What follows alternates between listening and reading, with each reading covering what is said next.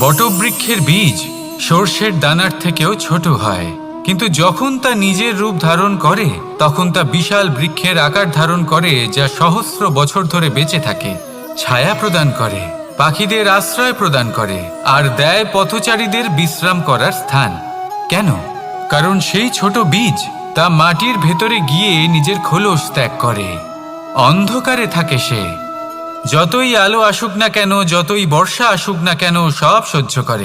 আর তারপরে একটা চারা গাছ অঙ্কুরিত হয়, তারপর ধীর গতিতে একটা বিশাল বৃক্ষতে পরিণত হয়। দেখুন, জীবনে কঠিন সময় আসে, এই জন্য নয় যে আপনি হার মেনে নেবেন, এই জন্য আসে যাতে আপনি ভবিষ্যৎ নির্মাণের জন্য নিজেকে তৈরি করতে পারেন। যদি কঠিন সময়ে আপনি ওই বীজের মতো দৃঢ় হয়ে থাকতে পারেন, তাহলে আপনিও একদিন সেই বিশাল বৃক্ষের মতো নিজের অস্তিত্ব গড়ে তুলতে পারবেন।